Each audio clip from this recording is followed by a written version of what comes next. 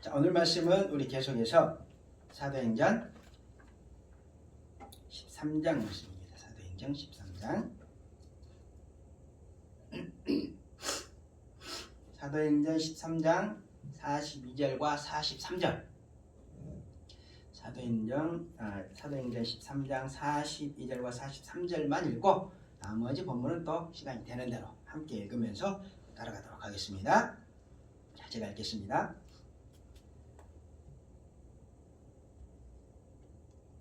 그들이 나갈새 사람들이 청하되 다음 안식일에도 이 말씀을 하라 하더라. 회당의 모임이 끝난 후에 유대인과 유대교에 입교한 경건한 사람들이 많이 바울과 바나바를 따르니 두 사도가 더불어 말하고 항상 하나님의 은혜 가운데 있으라 권하니라. 아멘. 자, 우리 기도하고 말씀 듣겠습니다. 아버지 하나님 감사드립니다. 오늘도 저희들 주님의 은혜 가운데 모으시고 주님의 충만한 은혜 더해 주시니 감사드립니다. 이제 또 주님의 말씀으로 저희들 주님의 자녀된 도리 올바로 설 수 있도록 진리의 기둥 세울 수 있는 귀한 은혜의 시간 허락해 주시니 주신 말씀 주님의 음성으로 받고 저희 심령곳간에 차곡차곡 잘 담을 수 있도록 축복하여 주시옵소서. 우리 주님의 선하신 은혜가 저희들 한 사람 한 사람 마음을 만지시고 또 저희들 또 주신 말씀 삶에 잘 적용할 수 있도록 능력도 함께 부어 주시옵소서. 우리 주님의 크신 은혜가 오늘도 이 자리와 또 이 자리 함께하지 못하지만 각자의 처소에서 주님을 사모하는 모든 이들에게 함께하시기를 간절히 바라오며 거룩하신 예수 그리스도 이름으로 감사의 기도를 드립니다. 아멘. 아멘. 야, 우리 지금 어떤 말씀 따라가고 있습니까? 자, 어떤 말씀? 사도행전 말씀 따라가고 있죠. 사도행전. 자, 사도행전. 지금 사도행전을 통해서 지금 뭘 따라가고 있냐면 지금 사도행전 제일 처음에 어떤 얘기를 하냐면 이 세상 창조주 하나님의 아들 예수님. 자, 그 예수님께서 우리를 위해서 십자가에서 돌아가신 사건, 그 사건에 대해서 얘기를 하고 있습니다. 그리고 그 사건 이후에 어떤 일들이 벌어졌는지, 그러니까 예수님께서 십자가에서 돌아가신 이후에 어떤 일들이 벌어졌는지에 대해서 우리가 지금 사도행전을 보면서 따라가고 있는 거죠. 자, 예수님께서 십자가에서 분명히 돌아가셨습니다. 그리고 사도행전 제일 처음에 얘기하는 건 뭡니까? 그 예수님께서 3일 만에 부활하셨다는 겁니다. 그리고 부활하신 예수님께서 친히 40일 동안 제자들에게 뭔가를 가르치셨다는 거죠. 그러니까 3일 만에 부활하셔서 친히 가르치셨다. 이거는 정말 부활하셨다는 걸 강조하는 거죠. 40일 동안 뭘 가르치셨습니까? 가장 40일 동안 많이 가르치신 게 하나님 나라의 일에 대해서 가르쳤죠. 하나님 나라. 자, 천국은 있다. 천국은 어떻게 가는 것이냐 제자들에게 가르치셨다는 겁니다. 그리고 그 나라가 하늘에 있지만 우리 마음 가운데도 있다. 이런 내용들에 대해서 40일 동안 가르쳤겠죠. 자, 그리고 하나님 나라에 대해서만 가르치셨느냐? 아니죠. 제자들에게 그 천국 복음을 이제는 유대인들을 넘어 땅끝까지 전하겠다. 누구를 사용해서? 지금 말씀을 가르침받고 있는 제자들을 통해서. 예수님 죽으심과 부활을 직접 목격한 제자들을 통해서 내가 너희들을 사용해서 땅끝까지 복음을 전하겠다. 그래서 세상 모든 사람들을 구원하겠다. 이런 말씀을 또 주시죠.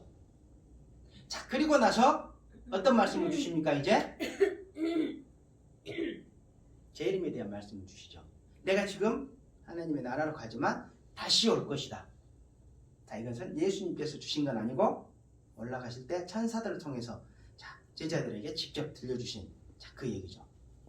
자, 그래서 예수님이 돌아가시고 3일 만에 정말 부활하셨다는 것을 사도행전은 강조하면서 40일 동안 하나님 나라에 대해서 그리고 땅끝까지 복음 전파하실 것에 대해서 제자들을 사용해서 그리고 재림하실 것에 대해서 세 가지, 그 세 가지를 가르쳐 주신 다음에 이제 제자들이 보는 눈앞에서 승천을 하시죠. 자, 이게 기록되어 있습니다. 이 앞부분에. 자, 역사적인 사건으로 이제 기록되어 있는 거죠. 우리가 동화같이 생각했던 그 사건이 실제 지금으로부터 약 2000년 전에 제자들 눈앞에서 벌어졌다는 거죠. 자, 그리고 그 다음 내용은 뭡니까? 그렇게 죽으심 이후 부활 승천하신 예수님께서 자신의 죽으심과 부활 승천을 직접 목격하고 그리고 뭡니까? 하나님의 나라에 대해서 가르침받고 그리고 땅끝까지 복음을 전할 것이다. 이거에 대해서도 직접 가르침받고 그리고 내가 다시 올 것이다. 재림에 대해서도 직접 가르침받은 제자들을 어떻게 하십니까? 예루살렘에서 흩어지지 않게 모아놓으시죠. 자, 너희들 흩어지지 마라. 자, 그렇게 모아두신 다음에 이제 성령님을 보내셔서 이 세상의 최초의 교회 예루살렘 교회를 세우시죠. 자, 이 내용이 지금 기록이 되어 있습니다.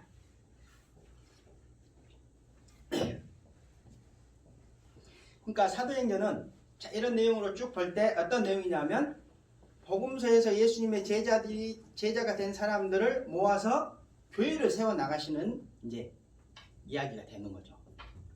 그리고 나서 이제 예루살렘 교회를 최초로 세우신 다음에 그 다음에 이제 유대 그리고 사마리아를 넘어 어디까지? 끝까지. 어디까지? 안디옥 교회까지 세우죠. 끝까지. 그렇습니다. 여기는 이제 유럽 대륙이고 여기가 이제 중동이죠. 중동. 그리고 이스라엘은 요 밑에 있죠. 여기 이제 지중해고 이스라엘. 여기가 갈릴리 바다고 여기가 사해고 여기가 요단강. 여기가 아프리카. 아시아는 여기 있겠죠. 여기. 자, 예루살렘에 제일 처음에 교회를 세우시죠. 그 다음에 예루살렘 남쪽에 있는 유대 지역에 복음을 전파하시고 그 다음에 북쪽에 있는 사마리 지역 자 여기에 복음 전파하시고 그래서 이스라엘 땅에 복음을 이제 먼저 전파하신 다음에 자 어디? 안디옥 여기 있는 안디옥에 이제 복음을 전파하십니다. 자, 바나바라고 하는 사람을 통해서 이제 복음을 예수님의 여기서 흩어진 예루살렘에서 흩어진 사람들을 통해서 안디옥 교회를 이제 세우게 하시고 또 나중에 바나바를 통해서 안디옥 교회가 세울 수 있도록 딱 설 수 있도록 이제 말씀도 가르치죠. 그래서 바나바가 누구를 데려옵니까? 여기 다소에 있는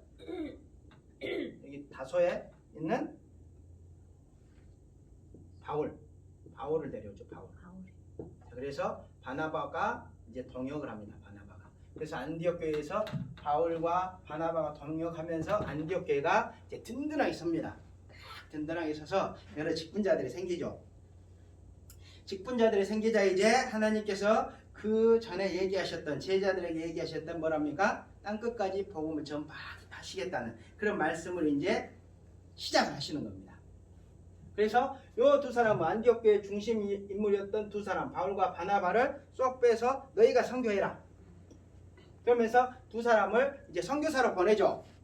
그러면서 이방인을 향한 땅끝까지 또 이방인을 향한 복음 전파의 첫 발을 내디디시는 겁니다. 그러니까 예루살렘에서 유대에서 사마리아, 또 사마리아에서 또 쭉 이렇게 여기도 가고 이제 예루살렘에서 이렇게 퍼져 나갔죠. 그러다가 안디옥 교회까지 이제 가서 교회가 섭니다. 안디옥 교회가 이제 섭니다. 그리고 안디옥 교회에서 바울과 바나바가 이제 선교사로 파송이 됩니다. 그래서 이제 본격적으로 이제 땅끝까지 선교가 시작이 되죠. 선교가. 그 다음에 이제 선교가 시작이 되는데 그 다음 여정은 어떻게 됩니까? 안디옥 교회에서 요렇게 어디로 갑니까? 실루기아로 가죠. 실루기아. 그 다음에 어디로 갑니까? 요 안에 있는 여기 구브로라고 하는 섬에 살라미로 가죠. 살라미.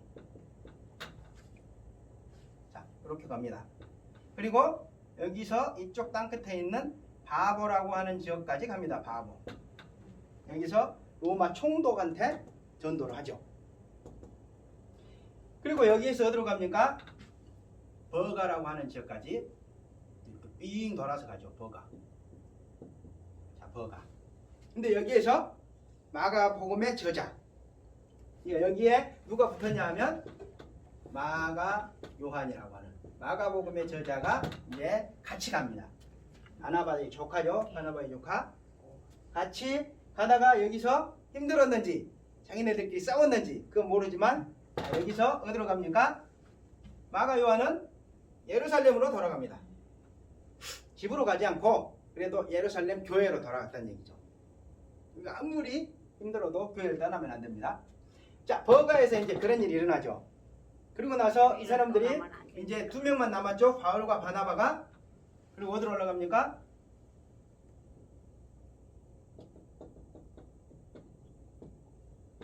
자, 비시디아 안디옥이라는 곳까지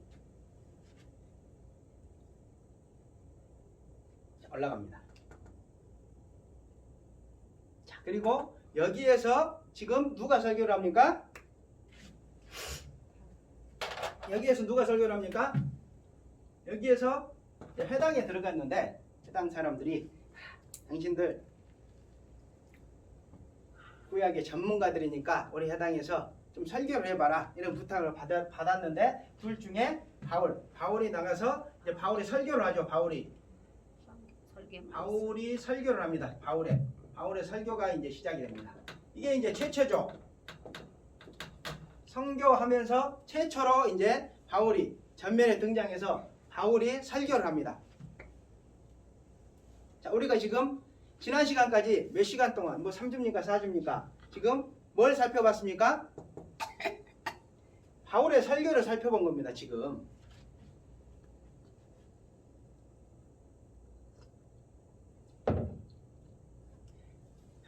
약 1시간 정도 뭐 했겠죠. 그때도.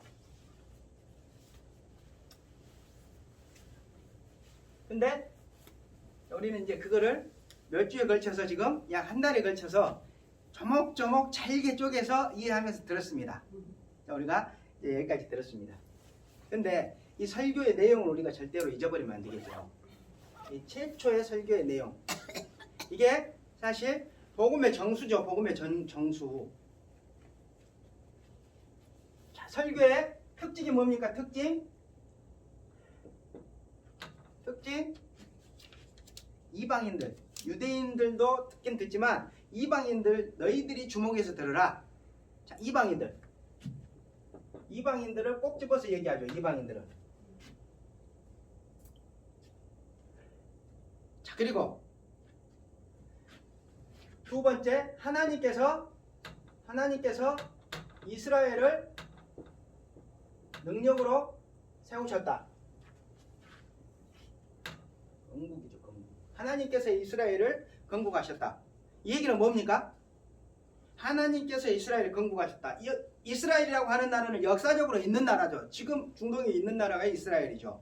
그럼 하나님께서 그 이스라엘을 세웠다는 것은 뭡니까? 하나님이 실존하신다는 겁니까? 아닙니까? 하나님이 정말 실존하신다는 거죠. 너희가 믿는 그 하나님은 정말 살아계신 하나님이다. 이걸 얘기하시는 겁니다. 그리고 하나님께서 이스라엘 백성들을 그 종살이하던 이스라엘 백성들을 꼭 집어서 지금 이스라엘이라고 하는 나라를 세우셨다. 이건 뭡니까? 하나님의 주권이죠. 주권. 여러 세상의 민족들이 있는데 그 이스라엘 민족을 콕 집어서 나라를 건축했다. 하나님의 실존과 그리고 하나님의 주권.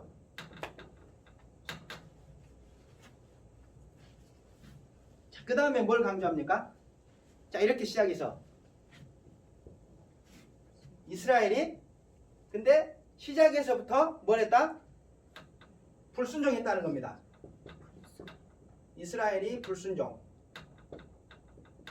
하나님 뜻에 불순종했다는 거죠. 언제까지? 쭉 수백 년 동안 쭉 불순종하다가 마지막 사사까지. 사사시대 마지막 사무엘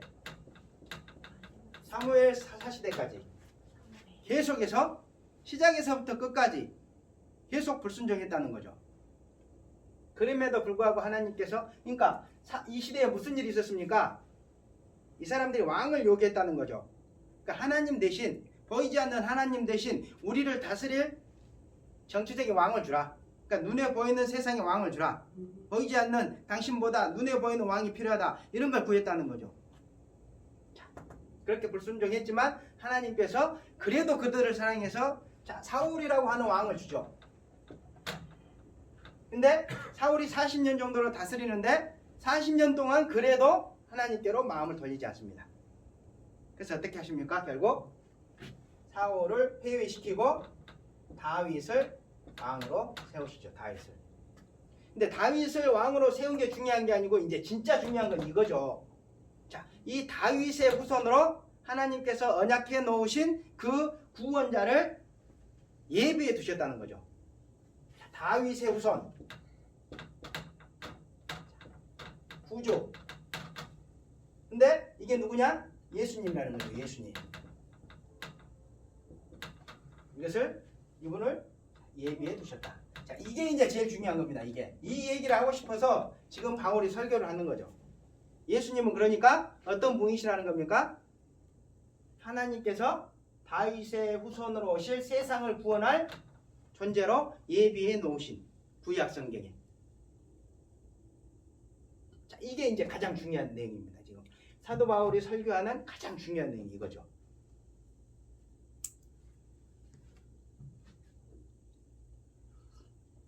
그러면서 뭐랍니까?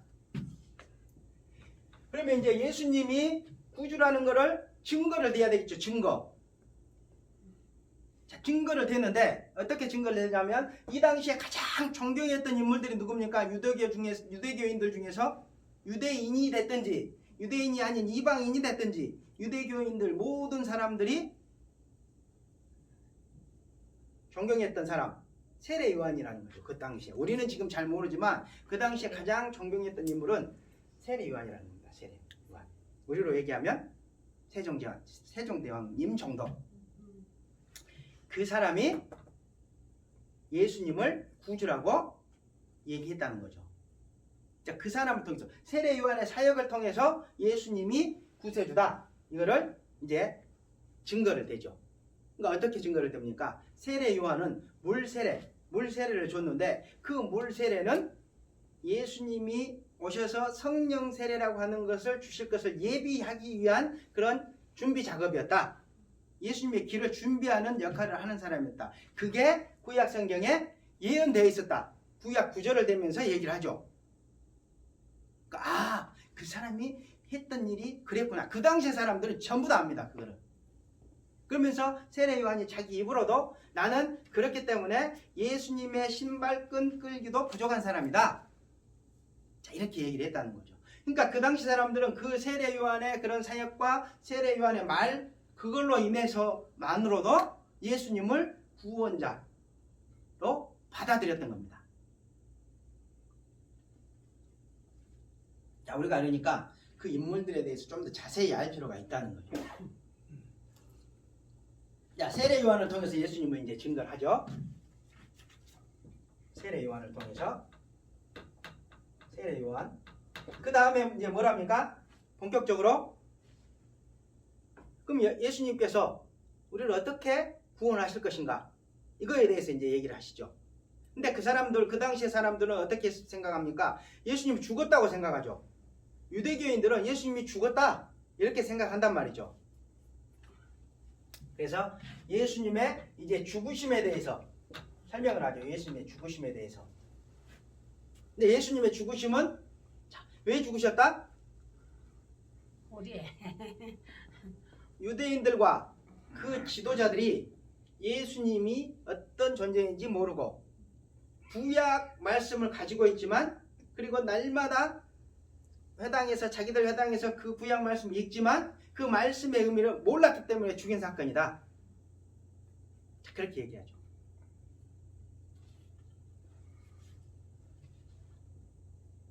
그런데 따지고 보면 자세히 보면 그 유대인들이 예수님을 죽인 사건은 어떻게 돼 있었다는 겁니까?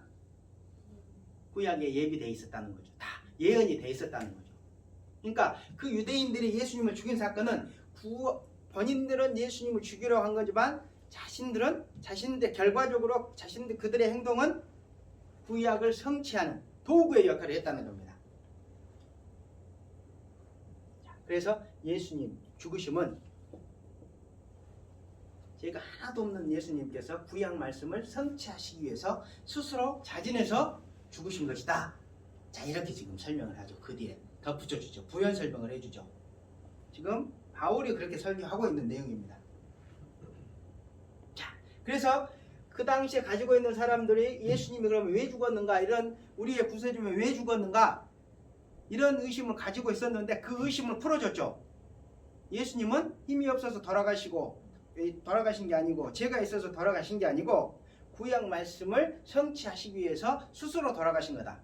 그리고 이스라엘 사람들이 예수님을 죽일 것 또한 구약 성경에 예언되어 있는 것이다. 다 돼 있었죠. 이사야서 53장에 우리가 말씀 다 찾아봤으니까. 자, 그렇게 예수님의 죽으심에 의구심이 풀립니다. 그 다음에 뭐랍니까? 부활에 대해서 이제 설명하죠. 부활은 예수님의 부활은 예수님이 그렇게 돌아가셨지만 정말 하나님께서 살리셨다, 이렇게 얘기를 하죠. 그러면서 또 부활에 대해서도 증거를 대죠. 그 당시에 예수님의 부활에 대해서 예수님의 부활을 실제 본 사람이 몇 명이라고 했습니까? 500명 정도 된다고 했죠. 500명. 그래서 그 500명들이 예수님의 그 부활을 실제 보고 증거하러 다녔던 거죠. 그 사람들이 실제 봤기 때문에 예수님은 살아계시는 거다. 자, 이렇게 해서 예수님의 부활까지 증거합니다. 그러면 이제 이 죽으심과 예수님의 죽으심과 부활이 우리에게 어떻게 다가오느냐, 그 설교를 듣고 있는 그 사람들에게 어떻게 다가오느냐, 여기에 대해서 이제 설교를 하죠. 이 부분이 뭡니까? 그 다음에 어떻게 설교합니까? 예수님의 죽으심과 부활은 죄사함과 관련이 있다는 거죠. 죄사함과. 자, 죄사함, 구원이라는 거죠. 구원. 자, 그런데 예수님의 죽으심과 부활이 죄사함과 관련이 되어 있는데, 그럼 어떻게 관련이 되어 있느냐? 너희가 예수님의 죽으심과 부활을 믿으면 의롭게 된다. 죄가 없이 된다는 거죠. 그러면서 여기를 뭘로? 이신칭의라고 하는 원리로, 믿음으로 구원에 이른다는 원리로 연결을 합니다.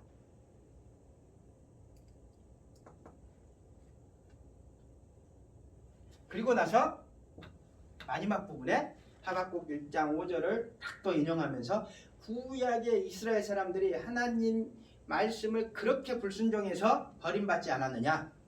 자, 너희들 구약에 예언되어 있는 이 예수님을 믿지 않아서 그들과 같은 운명에 빠지는 사람들이 절대로 되지 마라. 자, 이렇게 경고를 합니다. 경고로 끝이 나죠.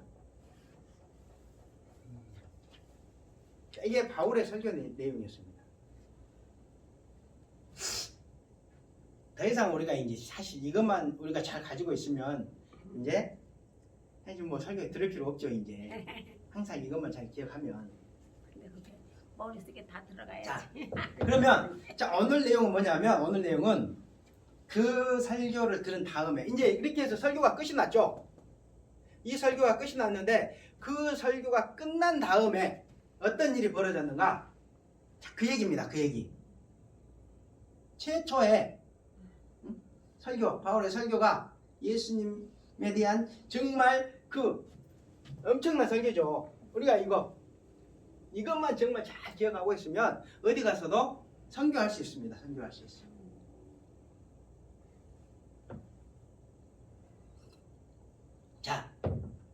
자, 이런 설교를 딱 어디에서 했습니까? 유대교 회당에서 했죠. 자, 회당에서 했습니다. 그리고 나서 이제 어떤 일이 벌어졌는가가 이제 오늘 본문인데 42절 보시면, 자, 그들이 나갈새, 그들은 누굽니까? 그러면 그들 누가 나갔다는 걸까요? 회당 설교를 다 하고 바울과 바나바가 지금 밖으로 나갔다는 겁니다. 회당 밖으로. 그들이 나갈 때 사람들이 청하되, 자, 설교를 들은 사람들이 뭔가 요청을 했다는 겁니다. 자, 어떤 요청을 했는가? 다음 안식일에도 이 말씀을 하라 하더라. 자, 바울이 이렇게 설교를 딱 했을 때 그 설교를 들은 사람들의 반응, 바울과 이 바나바가 이제 문을 열고 딱 나갔습니다. 다 따라 나가면서 바울과 바나바에게 다음 안식일에도 이 말씀, 자, 이 말씀을 전해달라. 자, 이렇게 요청했다는 거죠. 자, 이 말씀 뭡니까? 이 말씀의 내용. 이 말씀의 내용. 가장 중요한, 예수님은 구약에 예비된 구세주라는 거죠. 그리고 예수님의 죽으심과 부활을 믿는 것만으로 내 죄가 없어진다는 거죠. 자, 이거.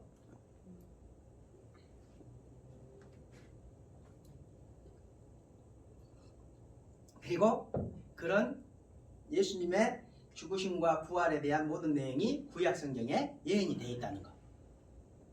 자, 그러니까 이 말씀은 예수님은 하나님께서 구약에 예비해 두신 구세주다. 근데 그 말씀이 모두 구약 성경에 예언되어 있는 부분이다.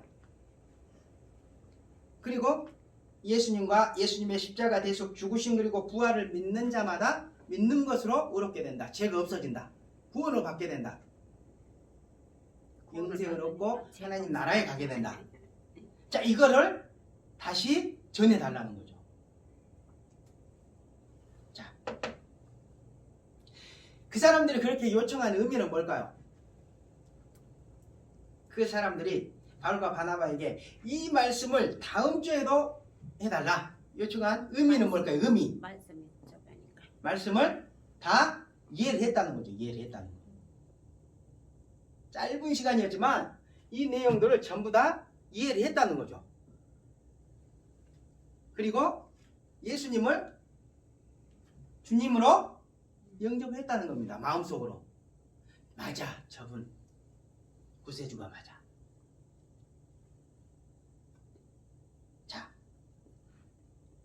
자, 그런 마음이 깔려 있겠죠. 자, 그런데 그 사람들이 다음 안식일에도 그 말씀을 다시 해라. 그 말씀, 똑같은 말씀을 다시 해달라. 이렇게 요청한 이유. 의미 말고 요청한 이유는 뭘까요? 자, 전도. 우리 사모님 역시 다릅니다. 이제 두 가지 이유가 있는데 그 이제 두 번째 이유가 전도고, 자, 첫 번째 이유는 뭐냐면 예수님에 대한 이야기를 지금 처음 들었죠. 이 사람들은 알고는 있었습니다. 근데 직접 들었습니다. 그리고 나서 이제 다음 주에 또 해주십시오. 이 얘기는 뭐냐면 예수님에 대한 얘기를 또 듣고 싶었다는 겁니다. 또 듣고 싶었다는 거. 자, 예를 들면 자, 우리가 어떤 사람에 대해서 갑자기 좋아하는 마음이 생겼습니다. 그 신뢰하는 마음이 생기고 그 더 자라나서 감사한 마음, 사랑하는 마음 같은 게 이제 존경심 같은 게 생겼습니다. 그러면 그 다음에 반응이 어떻습니까? 그 사람에 대해서 잘 아는 누군가가 그 사람에 대해서 또 얘기를 해주고 싶죠. 또 얘기해 주기를 바라죠. 자, 우리가 연예인 누구를 좋아했습니다. 그러면 기사가, 그 사람에 대한 기사가 또 나오길 바랍니까? 안 바랍니까? 바라지. 저도 이제 축구를 좋아하는데 손흥민 선수를 좋아합니다. 그럼 제일 먼저 보는 게 뭐냐면 손흥민에 관한 기사가 떴는가 이걸 봅니다. 자, 그런 마음. 자, 그런 마음이라는 거죠. 자, 우리가 어떤 사람을 정말 좋아하게 되고 존경하고 사랑에 빠지게 되면 그 사람에 대해서 잘 아는 사람이 그 사람에 대해서 계속 얘기해 주기를 바라고 그 내용을 듣고 또 듣고 다시 듣고 싶어하는 마음이 생긴다는 겁니다. 이게 자연스러운 현상이라는 겁니다. 사랑하니까. 사랑해 보면, 사랑하니까 사랑에 빠져 보면 듣고 싶은 알죠. 거야. 그런데 당시 예수님에 대한 설교를 들었던 사람들 역시 예수님에 대해서 그런 마음이 생겼다는 거죠. 자, 이런 것이 바로 복음, 예수님에 대한 좋은 소식을 이해하고 받아들인 사람들의 맨 처음, 그 사람들에게 나타나는 맨 처음 반응입니다. 반응. 또 듣고 싶습니다. 궁금합니다.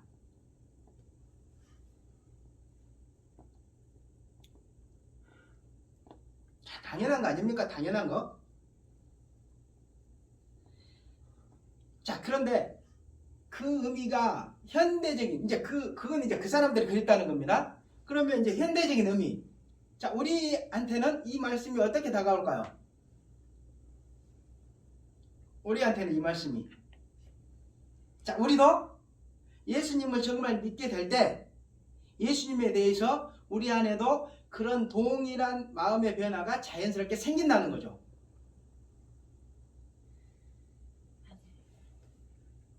자, 그런 마음을 성경이 뭐라고 하냐면 첫사랑이라고 합니다. 첫사랑. 첫사랑.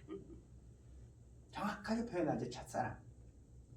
우리도 사랑에 빠지면 그런 마음의 변화가 생기는데, 자, 예수님과도 딱 첫사랑에 빠지면 그런 마음이 생긴다는 거죠. 또 듣고 싶습니다. 자꾸 듣고 싶습니다. 다시 듣고 계속 듣고 싶습니다. 만나고 싶고. 그런 마음에, 그리고 이제 이런 마음에 기초를 해서, 자, 어떤 현상이 일어나냐면, 자, 첫사랑에 빠져서 예수님에 대해서 계속해서 듣고 싶고 또 듣고, 그러면서 마음속에 어떤 마음이 드냐면 나를 구원해 주신 예수님은 어떤 분이신가 더 자세히 알고 싶습니다. 그리고 나를 구원해 주신 이유는 뭘까? 내가 그분을 위해서 해줄 수 있는 것은 또 뭐가 있을까? 이런 마음들이 생깁니다. 이거 제가 설명해서 그렇지 사랑에 빠져보면 다 그렇게 됩니다. 사모님 안 그랬습니까? 우리 양 집사님도 김영구 집사님 만날 때 안 그랬습니까? 다 그런 거죠. 안 그랬어. 안 그랬어요? 자, 그렇기 때문에 자, 이런 첫사랑의 마음이 너무나 중요한 겁니다. 이 마음을 기초로 해서 그 다음에 뭔가 다른 삶의 변화들이 나타나는 거죠. 죽어도. 죽을 때거든. 첫사랑은. 근데 이 첫사랑이 또 중요한 이유가 또 있으면 또 있어요. 그건 맞아. 죽을 때거든 하니. 이 성도의 주님에 대한 첫사랑이 정말 중요한 이유가 있습니다. 정말 중요한 이유. 먼저 이유는 뭡니까? 뭐라 그랬습니까? 자연스러운 현상이고 그걸로 인해서 다음 반응, 성화라든가 또 섬김 이런 것들이 자연스럽게 일어나기 때문에 중요하고, 근데 이게 정말 중요한 이유가 있다는 겁니다. 자, 그게 뭐냐면, 자, 하나님께서는 그런 마음으로부터, 그런 첫사랑의 마음으로부터 우러나오는 성도의 성화, 그러니까 성도가 거룩해지는 모습이죠. 성도의 성화, 그리고 또 섬김만을 받으신다는 거죠. 그러니까 무작정 착하게 산다, 또 무작정 교회를 위해서 막 일한다, 하나님이 그런 거 받으시는 게 아니라는 겁니다. 어디에 마음을 두고 일어나는 그런 삶의 변화들을 받으시는가, 성령의 열매들을 받으시는가, 정말 주님을 사랑하는 그런 마음, 첫사랑의 바탕을 두고 생겨난 우리 삶의 변화, 그것들을 하나님께서 받으신다는 거죠. 섬김을. 자, 그 부분에 대해서 계시록이 아주 무서운 말씀을 합니다. 우리 계시록 2장 다 알고 뭐 계시는 말씀이지만 우리가 이제 나왔기 때문에 한 번 더 살펴보도록 하겠습니다. 계시록 2장 보시겠습니다. 계시록 2장. 자, 계시록 2장 1절부터 보시면 에베소 교회,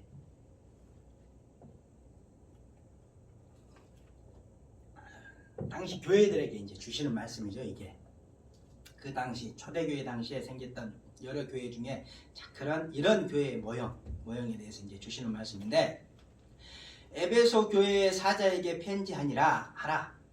오른손에 있는 7뼈를 붙잡고 7 금촛대 사이를 거니시는 이가 이르시되, 이게 누구냐면 예수님께서 교회에게 주시는 말씀이라는 겁니다. 내가 내 행위와 수고와 내 인내를 알고, 자, 내 행위와 내 수고와 내 인내를 안다. 이건 뭡니까? 에베소 교회라고 하는 그 교회가 행위가 있었다는 겁니다. 좋은 행위가 있었다는 거죠. 선한 행위. 그리고 수고, 그리고 인내, 이런 것들이 있었다는 거죠. 겉으로 보기는 선한 모습, 또 수고하는 모습, 섬김의 모습, 그리고 인내하는 모습, 얼마나 보기 아름답습니까? 자, 있었다는 겁니다. 내가 내 행위와 수고와 내 인내를 알고, 또 악한 자들을 용납하지 아니한 것과, 또 자칭 사도라되 아닌 자들을 시험하여 그들의 거짓된 것을 내가 드러낸 것과, 그러니까 그 신학적으로도 지식이 있었습니다. 잘 분별력이 있었다는 거죠. 신학적인 지식이 있어서 이 사람이 이단인지 잘못된 지금 행동을 하고 있는지 이걸 분별해냈다는 겁니다. 자, 그리고 또 내가 참고 내 이름을 위하여 견디고 게으르지 않은 것을 아노라. 부지런히 일했다는 거죠. 교회를 위해서. 자, 그렇게 했습니다. 에베소 교회는. 그러나 너를 책망할 것이 있나니 너는 처음 사랑을 버렸느니라. 처음 사랑 뭡니까? 첫사랑을 버렸다는 거죠. 그러니까 그들의 지금 모습은 그들의 삶에 행위도 있고 아름다운 행위도 있고 또 수고도 있고 인내도 있고 지식적인 그 똑똑함도 있었습니다. 그래서 교회를 깨끗하게 하려고 하는 노력도 있었습니다.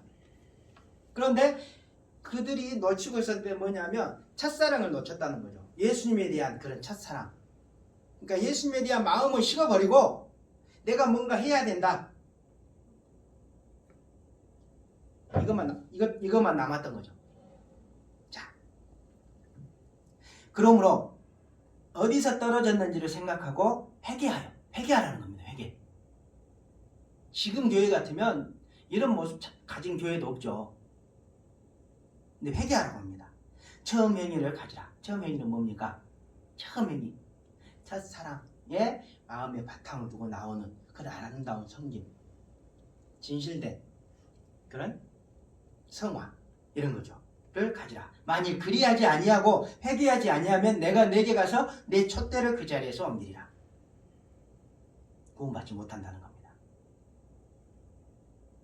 그리고 오직 내게 이것이 있으니 내가 니골라당의 행위를 미워하는도다. 이거 우상숭배입니다. 우상숭배. 쉽게 얘기하면 나도 이것을 미워하노라.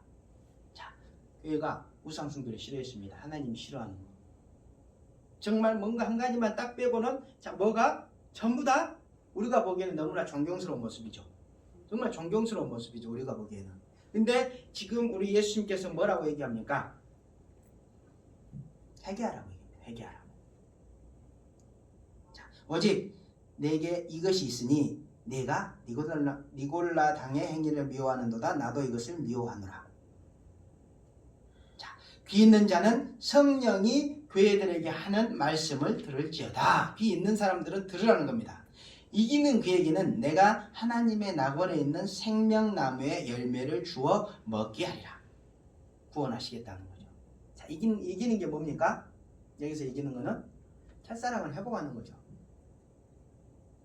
그러니까 우리가 처음 예수님을 믿었을 때 남녀 간의 사랑에 빠지는 그런 사랑, 비슷한 그런 마음, 정말 사모하는 마음, 그것을 회복하는 게 가장 중요하다는 겁니다. 지금 태국 교회 가고 싶고.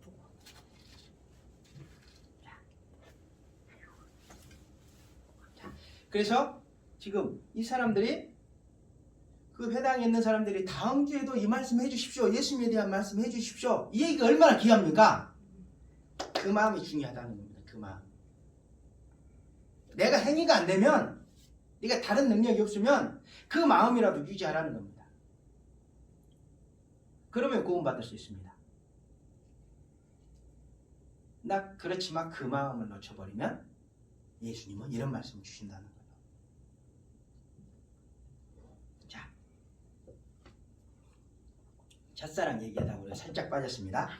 자, 그러면 지금 두 번째 이유는 뭡니까?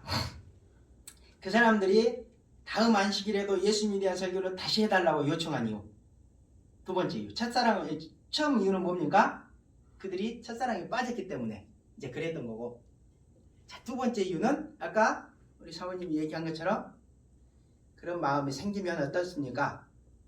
당연히 좋은 말씀, 정말 좋은 소식을 들었으면 내 마음 가운데 그것을 전해주고 싶은 마음이 드는 거죠. 자, 그래서 실제로 44절에 보면 그 다음 안식일에는 온 시민이 거의 다 하나님의 말씀을 듣고자 하여 모이니. 그 다음 안식일에 사람들이 다 모였다는 겁니다. 이 사람들이 뭘 했다는 겁니까? 전도했다는 거죠. 누가 시키지도 않았는데 전도했다는 거죠. 자, 두 번째는 뭡니까? 자신들의 이웃을 데려와서 그 좋은 소식을 들려주기 위해서, 또 자신의 사랑하는 사람들 데려와서 그 좋은 소식을 들려주기 위해서 그랬던 거죠. 자, 예수님께서 주시는 이 좋은 소식을 제대로 이해한 사람들이라면 제대로 이해했습니다. 제대로. 자, 그런 사람들이라면 내가 정말 사랑하는 사람과 또 이웃에게 그런 좋은 소식을 나눠주고 싶겠습니까? 아니면 나만 알고 있겠습니까? 나만. 응? 나만 알지 말고 전해줘요. 전해줘야죠. 전해주고 싶은 마음이, 자랑하고 싶은 마음이 막 생기죠. 자, 예를 한번 들어볼까요? 지금 요즘 우리나라에서 제일 좋은 강남의 아파트가 얼마냐면 한 100억 한다고 합니다. 100억. 우리 뭐 감으로도 잘 안 오는데, 자, 예를 들어보면, 자, 누군가가, 어떤 사람이, 자, 강남의 가장 좋은 아파트를 그 건축회사 사장의 이름만 알고 믿으면 아파트를 한 채씩 준다고 합니다. 그 건축회사 사장이 누군지만 제대로 알고 누군지만 제대로 믿으면 그 아파트 한 채씩 준다고 합니다. 그러면 그건 내 식구들한테 얘기하겠습니까? 안 하겠습니까? 정말 준다고 했을 때. 욕심 많으면 얘기 안 하지 뭐. 그 사람 차지할까 봐. 자, 양 집사님 정신 좀 차리시고. 자, 복음이나 좋은 소식, 복음이라는 건 그런 겁니다. 자, 나에게 그런 엄청난 값진 것을 값없이 거저 준다. 단지 믿음만으로. 그랬을 때 그 좋은 소식을 내가 제대로 이해하고 믿었다면 그것을 나눠주고 싶다는 거죠. 싶은 마음이 자연스럽게 생긴다는 거죠.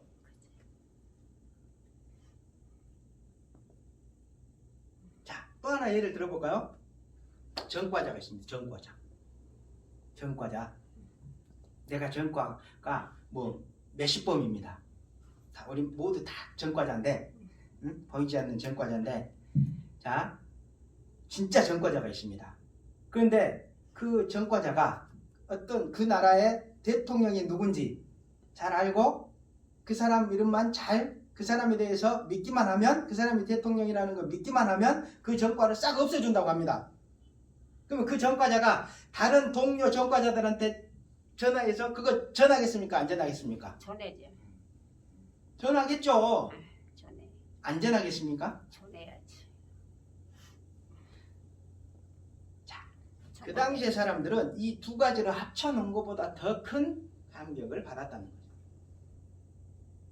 죄사함, 아까 죄사함, 여기에서 죄사함, 예수님의 죽으심과 부활을 믿으면 뭘 받습니까? 내 죄가 사해진다. 그리고 예수님의 죽으심과 부활을 믿으면 구원받고 내가 영원히 살고 하나님의 나라에 가게 된다. 이런 것들에 대한 믿음의 크기가 우리가 생각하는 것 이상으로 상상할 수 없을 만큼 그만큼 컸다는 겁니다. 그 설교를 들었던 사람은. 우리는 그냥 그랬나 보다 이렇게 생각하는데 그 사람들은 그게 피부로 실제로 다가왔던 거죠. 그러니까 그 좋은 소식을 이웃들에게, 친척들에게 나눠주고 싶은 마음이 자연스럽게 생겼던 겁니다. 아, 선생님, 이거 다음 주에 꼭 똑같은 얘기 또 해주십시오. 이런 얘기 또 해주십시오. 그리고 마음속으로 내가 우리 누구 데려와요. 자, 한번 상상을 해보십시오. 그 당시에 그 예수님에 대해서 설교를 들은 사람들이 복음을 어떤 마음과 어떤 모습으로 전했는지. 누가 전하라고 해서 전했습니까? 아니죠. 내 마음 자연스럽게. 드러나니까. 자연스럽게 예수님에 대해서 믿음이 생기고 또 그걸로 인해서 감격이 생기고 기쁨이 생기고 그것이 벅차서 참을 수가 없어서 자연스럽게 알렸던 겁니다. 자, 우리가 그런 것 때문에 지금 이 사람들이 그렇게 하기 위해서 그 사람들이 지금 다음 주에도 같은 설교를 해주십시오 이렇게 지금 부탁을 했다는 거죠. 자, 그리고 이제 43절을 보시면 자, 회당의 모임이 끝난 후 유대인과 유대교에 입교한 경건한 사람들이 많이 바울과 바나바를 따르니 많이 따랐다. 그런데 뭐라고 얘기합니까? 회당의 모임이 끝난 후 유대인과 유대교에 입교한 경건한 사람들이 많이 유대교와 유대교에 입교한 사람들이 많이 바울과 바나바를 따랐다. 자, 무슨 얘기입니까? 유대인과 이방인을 넘어서 모든 사람들이 예수님을 믿었다는 거죠. 자, 인종을 넘어서 예수님을 믿고 예수님의 제자가 되는 사람들이 많았다는 겁니다. 그 설교를 들은 사람들 중에. 자, 그래서 예수님 제자들이 이제 많이 생겨난 거죠. 아직 뭐 세례는 안 받았지만 마음으로 이제 예수님을 영접한 사람들이 생겨났습니다. 그러자 두 사도가 더불어 말하고 두 사도 누굽니까 지금? 여기서부터 지금 두 사람을 뭐라고 부릅니까? 사도라고 부르죠. 자, 이제 본격적으로 사울이 바울로 바뀌고 바울이라고 불리다가 사도 바울로 불립니다. 그리고 바나바도 누구로 불립니까? 사도 바나바로 불리죠. 두 사도라고 얘기하죠. 성경이 12제자의 반열에 오는 겁니다. 그 두 사도가 더불어서 막 서로 얘기를 했다는 거죠. 그리고 한 마음으로 뭐라고 얘기했느냐? 그 사람들을 자신들을 따라오는 예수님을 믿고 이제 제자가 된 사람들에게 뭐라고 가르쳤느냐? 항상 하나님의 은혜 가운데 있으라 고난이라. 자, 이제 너희가 예수님을 믿고 영접을 했으면 항상 하나님의 은혜 가운데 있으라. 같은 마음으로 바울과 바나바가 두 사도가 같은 마음으로 그렇게 얘기했다. 그러면 이후에 제자된 사람들은 어떻게 살아야 된다는 겁니까? 지금 항상 하나님의 은혜 가운데 머무르는 삶을 살아야 된다는 거죠.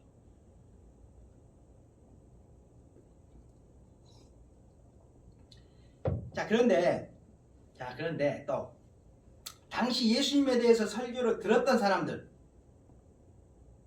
당시 예수님에 대해서 설교를 지금 들었던 사람들은 지금 바울이 어디에서 설교를 하고 있었습니까? 바울이 이 설교를 어디에서 했습니까? 유대교 회당에서 했죠.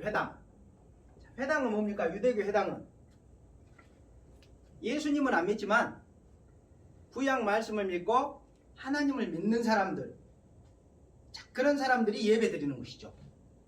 제사 드리는 것이죠. 제사 드리는 거. 자, 지금 하나님 은혜 가운데 항상 하나님 은혜 가운데 머물러라 이렇게 얘기했습니다. 그런데 지금 그 설교를 듣고 이제 예수님의 제자가 된 사람들은 바로 유대교를 믿는 사람들이었다는 거죠. 유대교를 믿는 사람들. 그러니까 하나님을 믿는 사람들이었다는 거죠. 자, 하나님을 이전에 믿던 사람들에게 하나님 은혜 가운데 머물러라 이렇게 지금 얘기합니다. 그러면 이 의미는 그들이 예수님을 영접한 다음에는 그 하나님 은혜에 머물라는 의미가 이전에 자신들이 생각했던 것과 같을까요? 다를까요? 같으니까 믿어요.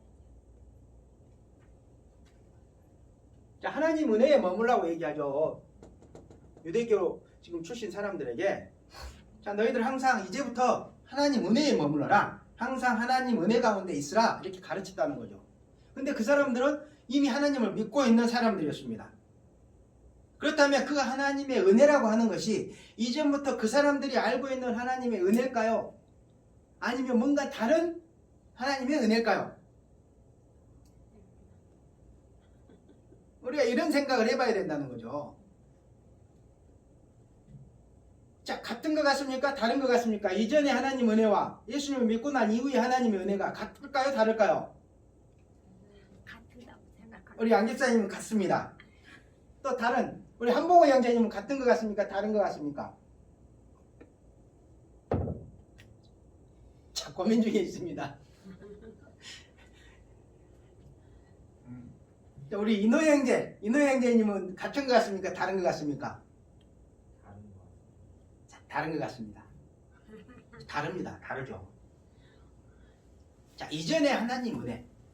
이전에 하나님 은혜는 어떤 겁니까? 이전에 하나님 은혜는 똑같은 하나님이지만 예수님을 알기 전에 하나님 은혜와 예수님을 알고 난 이후에 하나님 은혜는 다릅니다.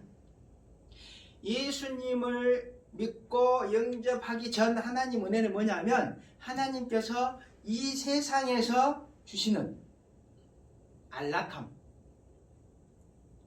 그리고 부요함, 그리고 권력, 권세 이런 거죠. 자, 하나님께서 그런 것들을 주실 걸로 믿고 살아라 이런 겁니다.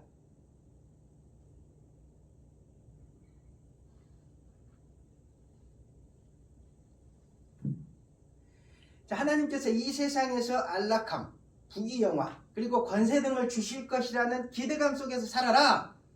이런 것이 예수님을 믿기 이전에 하나님 은혜였습니다. 은혜 가운데 머무르는 것이었습니다. 자, 그런데 지금 당시에 바울과 바나바가 전했던 하나님 은혜는 뭡니까? 하나님께서 자신의 아들 예수님으로 말미암아 값없이 주신 제사, 그리고 구원의 은혜, 그리고 하나님의 하늘에 있는 그 천국과 관련된 은혜, 그리고 마음속에 있는 하나님 나라와 관련된 은혜, 그런 은혜죠. 거기에 거하라는 건 뭡니까? 지금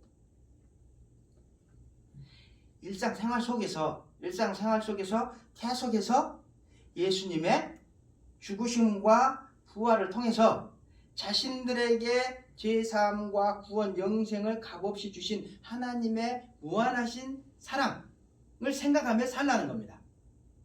그리고 그 희생 제물 되주신 예수님의 은혜를 생각하며 살라는 거죠. 자, 같습니까? 다릅니까? 맞습니다. 다르죠. 하나님 은혜 가운데 머무르라. 이 얘기는 이전과 이후에는 다릅니다.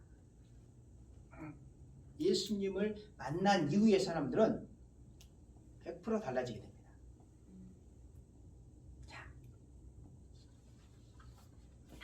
자, 그렇게 지금 이게 지금 이해가 되셔야 됩니다. 이게 예수님을 만나기 전 하나님의 은혜와 예수님을 만난 이후에 하나님의 은혜가 어떻게 다른지 우리가 이해를 하셔야 됩니다. 자, 오늘 이해가 안 되시면 계속해서 제가 이제 얘기를 할 거니까 이제 잘 기억을 하십시오. 자, 그런 얘기를 이제 했습니다. 그리고 이제 42절부터 52절까지는 그 이후에 어떤 일들이 벌어졌는가. 자, 설교가 딱 끝난 시점이죠. 지금 끝난 시점인데, 지금 44절부터 52절까지는 그 다음 주에 이제 벌어진 일입니다. 그 다음 주에 어떤 일이 벌어졌는가. 자, 44절 보시면, 그 다음 안식일에는 온 시민이 거의 다 하나님의 말씀을 듣고자 하여 모이니. 자, 다음 안식일에 어떤 일이 벌어졌습니까? 지금 그 전에는 회당 안에 이 설교를 들은 사람들이 누구였습니까? 바울의 첫 번째 설교를 들은 사람들, 회당 안에 있는 사람들이죠. 회당 안에 있는 사람들 얼마나 되겠습니까? 근데 그 다음 안식일에는 지금 어떻게 됐다는 얘기입니까? 온 시민이 거의 다, 전부 다 온 건 아니죠. 거의 다 하나님의 말씀을 듣고자 하여 모였다는 겁니다. 엄청난 일이 벌어졌죠. 그 회당 앞에 인산이 되면 이렇게죠. 자, 그런데 그런 일을 지금 누가 했습니까? 누가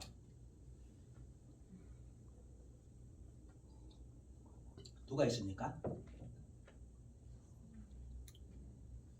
물론 성령님 하나님께서 하시는 일이죠. 그렇지만 자, 또 하나님과 협력해서 누가 했습니까? 처음 설교를 딱 듣고 예수님 영접한 사람들, 이 사람들이 뭘 했습니까? 전도를 했으니까 된 거죠. 아무 얘기도 안 했는데 어떻게 그 사람들이 옵니까? 그래서 아까 다음 주에 이 얘기를 꼭 해주십시오. 이 말씀을 해주십시오. 이 얘기 중에는 내가 다음 주에 내 이웃들에게 이거 전해서 내가 탁 끌고 와야지 이런 생각이 있었다는 겁니다. 전도하려고. 자, 단 한 번 예수님에 대한 이야기를 들은 사람들이 자, 그런 엄청난 일을 지금 저지른 겁니다. 저지른 거, 터뜨린 겁니다. 자, 어떻게 그런 일이 가능했을까요? 어떻게? 자, 하나님이 성령님을 부어주시고 또 아까 얘기했죠? 그 사람들이 예수님을 만난 기쁨이 얼굴에 가득했겠죠. 그리고 그 감격이 그러면 우리가 보입니까? 안 보입니까? 누군가가 사랑에 빠졌으면 그게 보입니까? 안 보입니까? 안 보이지. 안 보입니까? 알죠? 야, 너 좀 이상해. 너 남자친구 생겨서 합니까? 안 합니까? 자, 내가 전도를 할 때 그 사람들이 벌써 알았다는 거죠.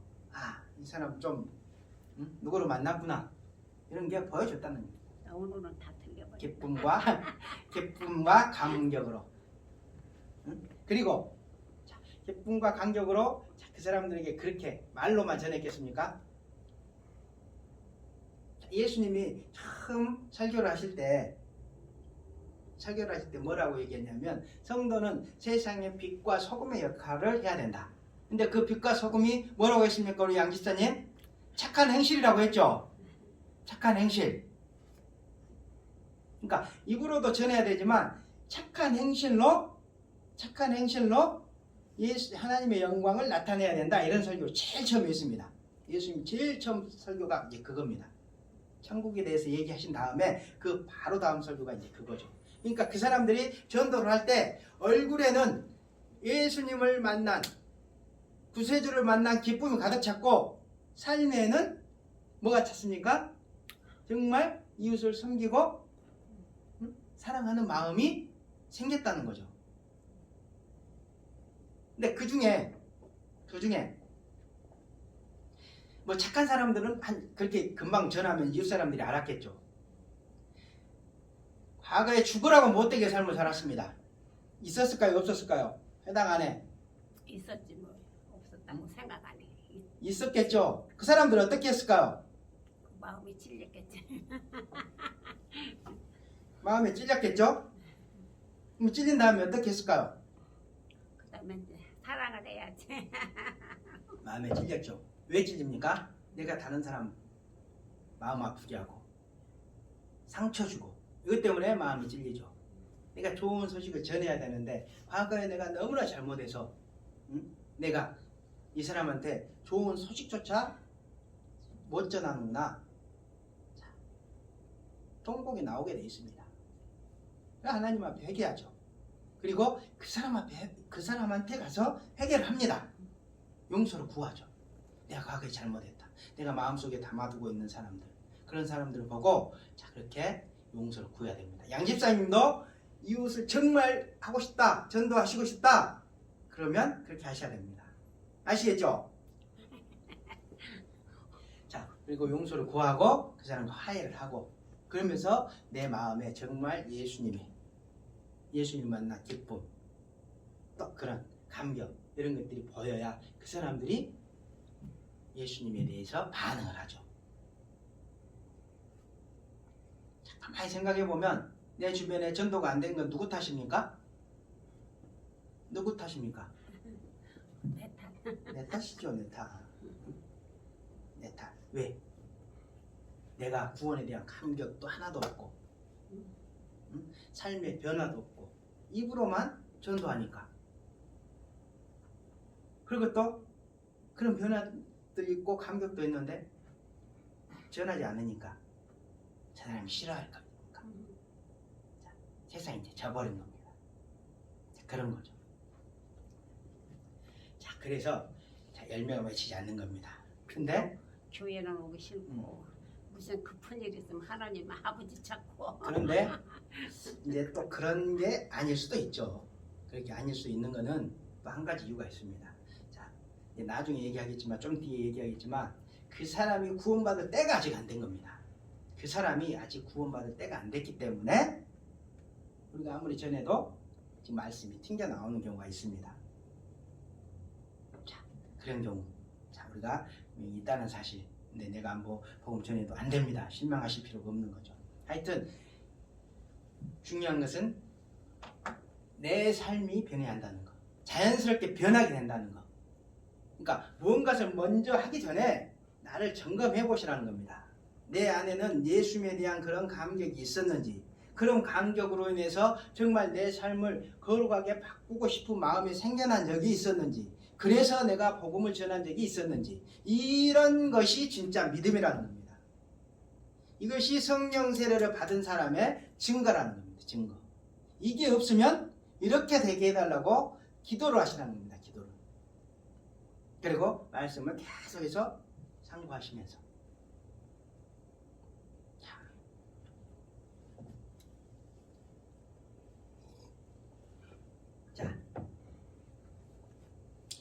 자, 그런데 이제 현재 상황을 보면, 현재 상황 일주일 딱 지난 다음에 어땠습니까? 이제 그 회당의 모습을 보면 사람들이 와글와글 하죠. 그러니까 지금 어떻습니까? 이 45절을 보면 유대인들이 그 무리를 보고 시기가 가득하여 바울이 말한 것을 반박하고 비방하거늘. 어떻게 됩니까? 지금 유대인들이, 원래 그 회당의 주인들이, 예수님을 믿지 않고 하나님을 믿는 사람들이, 구약 말씀만 가지고 있고 하나님을 믿는 사람들이 지금 그 무리를 보고 시기가 가득하여 바울이 말한 것을 반박하고 비방했다, 이렇게 돼 있죠. 자, 말씀을 잘 보면 그 유대인들이 뭘 했다는 겁니까? 지금 반대를 위한 반대를 했다는 겁니다. 그러니까 바울과 바나바가 전한 말씀이 틀려서 그걸 한 게 아니고, 그들의 마음속에 나오는 시기심 때문에 바울과 바나바의 말은 제껴놓고, 그냥 무턱대고 반대를 했다는 거죠.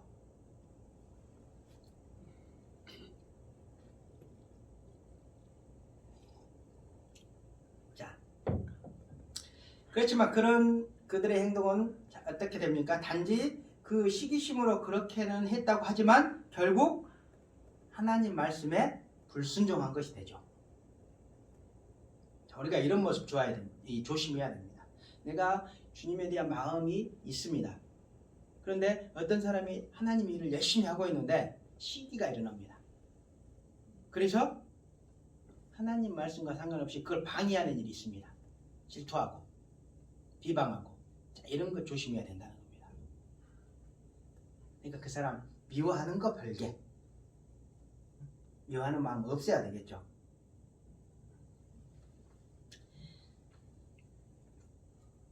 자, 그런 모습을 우리가 상당히 이제 우리도 이제 경계를 해야 되는데, 자, 그랬을 때 그 사람들의 운명은 어떻게 되느냐? 자, 지금 유대인들의 운명 어떻게 됩니까? 그 다음 구절을 보면 46절과 47절을 보면 바울과 바나바가 담대히 말하여 이르되 하나님의 말씀을 마땅히 먼저 너희에게 전할 것이로되, 마땅히 너희에게 전할 것이로되 너희가 그것을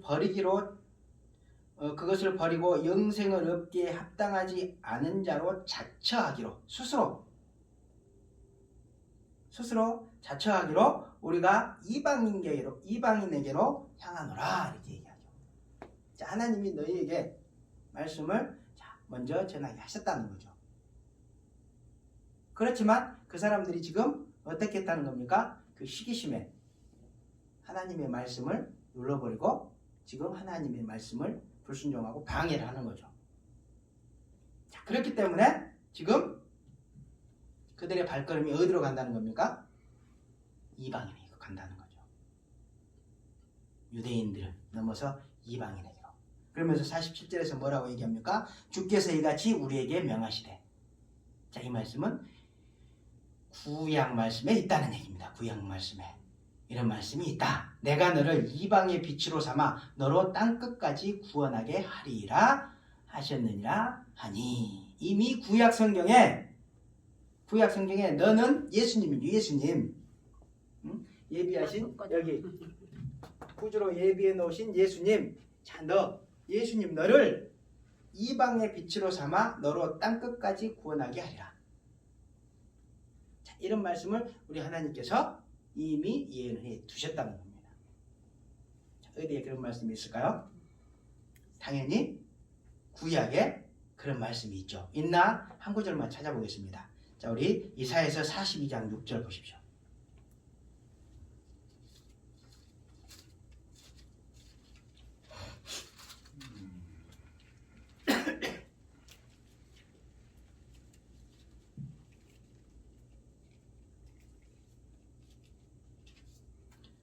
자, 이사야서 집중적으로 우리 구세주 예수님에 대해서 예언하는 구절들이 엄청나게 많습니다.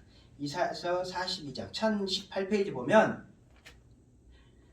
42장 6절과 7절 보면 나 여호와가 의로 너를 불렀은즉. 자, 여기서 너는 메시아 구세주 예수님입니다. 너를 불렀은즉 내가 네 손을 잡아 너를 보호하며 너를 세워 백성의 언약과 이방의 빛이 되게 하리니. 자, 이방의 빛이 되겠다고 지금 하겠다고 기록이 되어 있습니까? 안 되어 있습니까? 구세주를 이방의 빛이 되겠다. 그러면서 내가 눈먼 자들의 눈을 밝히며 갇힌 자들을 감옥에서 이끌어내며 흑암에 앉은 자들을 감방에서 나오게 하리라. 육체적으로 그렇게 하는 게 아니고 그런 죄와 어둠 가운데 있는 이방 민족들, 땅끝까지 모든 민족들, 우리가 해당이 되는 거죠. 우리들을 구원해 내실 것이다. 예수님 통해서. 이렇게 예언이 되어 있습니다. 그리고 조금 더 뒤에 가면 49장 6절에도 또 그런 내용이 예언이 되어 있습니다.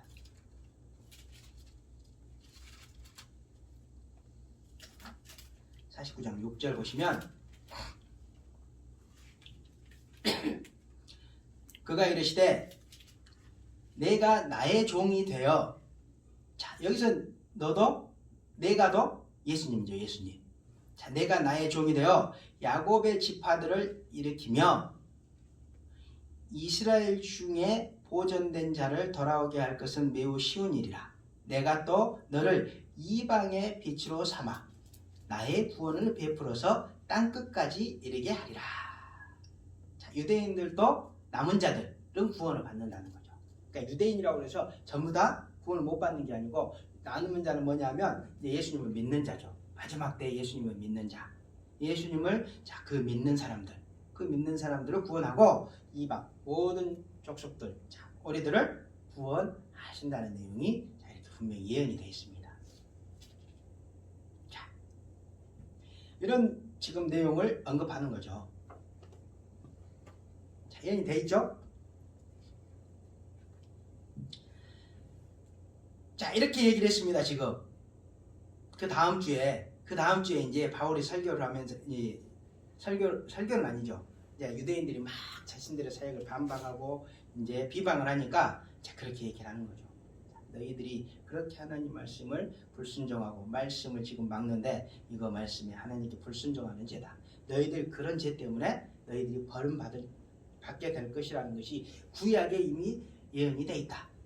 이런 구절 너희도 알고 있지, 이런 겁니다. 자, 그런데 이런 구절들이 여러 군데 있습니다. 군데군데 있습니다.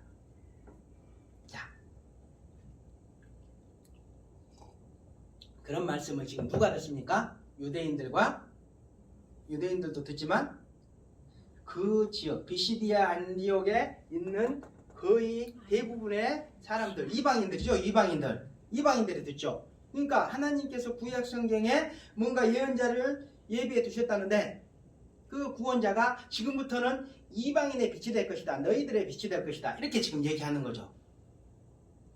자, 48절 보시면 이방인들이 듣고 기뻐하여 하나님의 말씀을 찬송하며 영생을 주시기로 작정된 자는 다 믿더라. 자, 그런 얘기를 듣고 또 예수님을 이제 또 주님으로 영접하는 일들이 어마어마하게 일어나죠. 자, 근데 이제 여기서 약간 주의해야 될 게 여기 보면 영생을 주시기로 작정된 자라고 돼 있죠. 영생을 주시기로 작정된 자. 자, 뭔가 구원받기로 예정되어 있는 자라는 의미가 포함이 되어 있죠. 그렇죠. 영생을 주시기로 작정된 자. 이거는 하나님께서 구원하기로 하시기로 예언된 자, 예정된 자. 자, 이런 비슷한 의미라고 할 수 있습니다. 자, 그런데 여기서 이제 이런 말씀 9절 때문에 우리가 주의를 해야 되는 게, 자, 구원이라고 하는 것은 하나님의 계획과 작정과 예정 안에 있는 것이 분명하죠. 모든 이 세상의 일을 설계하신 하나님의 그 계획과 그런 작정과 예정 안에 있는 것이 분명합니다. 이 구원이라는 것은. 그런데 우리가 어떤 사람의 구원을 바라보는 시점은 어떻습니까?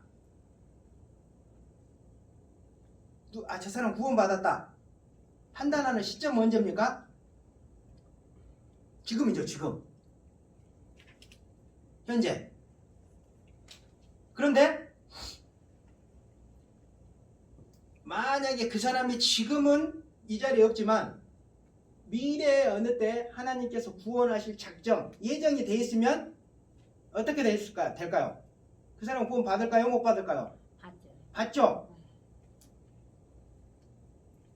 현재 시점에는 포함이 안 됐지만 미래에는 그 사람이 구원의 은혜 안에 들어올 수 있다는 겁니다. 우리는 현재 시점으로 판단하기 때문에.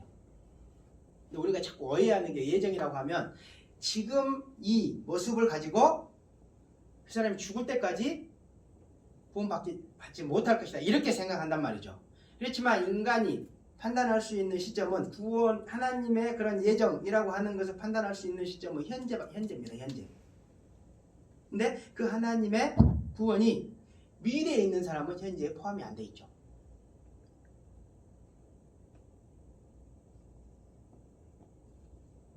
자, 그렇기 때문에 현재 우리 주변에 구원받지 못하는 자, 내 식구 중에 있다고 하더라도 미래는 아직 모르기 때문에 실망할 필요가 있습니까? 없습니까?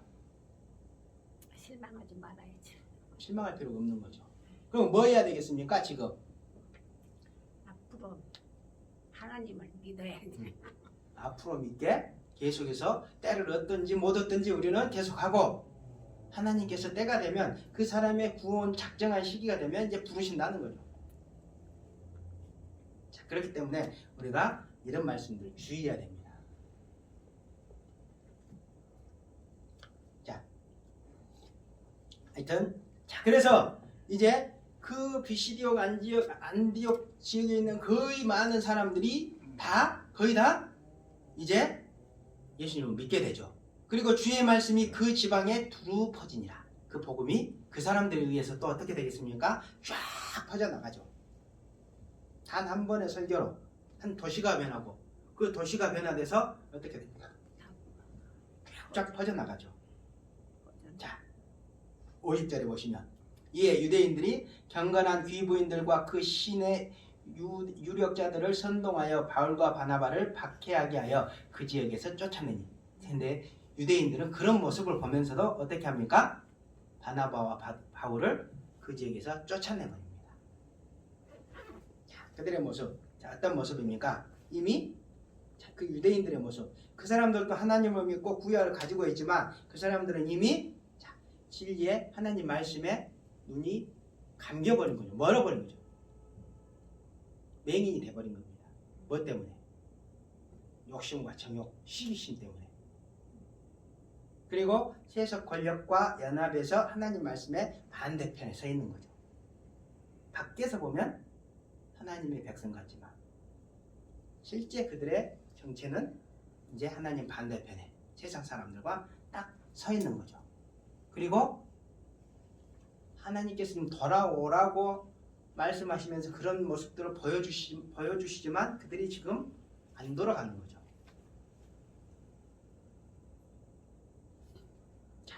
그런 모습에서 우리 시대 성도들의 모습이 발견되는 겁니다. 우리의 모습이 발견이 되는 겁니다. 우리도 어쩌면 이런 모습으로 살아가고 있을지 모른다는 거죠. 자, 안타까운 모습이지만 절대로 우리는 그런 실수를 범하지 않아야 되겠죠. 자, 그리고 나서 이제 51절과 52절 보면 두 사람이 그들을 향하여 발에 티끌을 떨어버리고, 두 사람 바울과 바나바가 그들을 향하여 발에 티끌을 떨어버리고, 이 말은 뭐냐면 이제 그들을 포기해버렸다는 겁니다. 이제 그들은 심판받는다는 겁니다.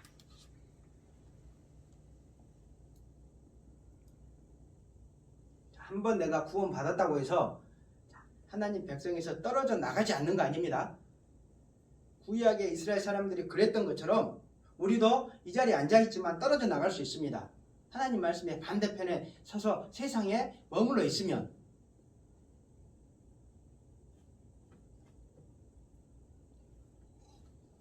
자, 그래서 두 사람이 그들을 향하여 발에 티끌을 떨어버리고 이고니온으로 가거늘. 이제 비시디아 안디옥에서 어디로 갑니까? 이렇게 가서 이고니온이라고 하는 곳으로 이제 가죠. 이쪽에 있습니다. 이쪽에 남동쪽 120km 지점에 여기 이제 요 지역 요 정도에 있습니다.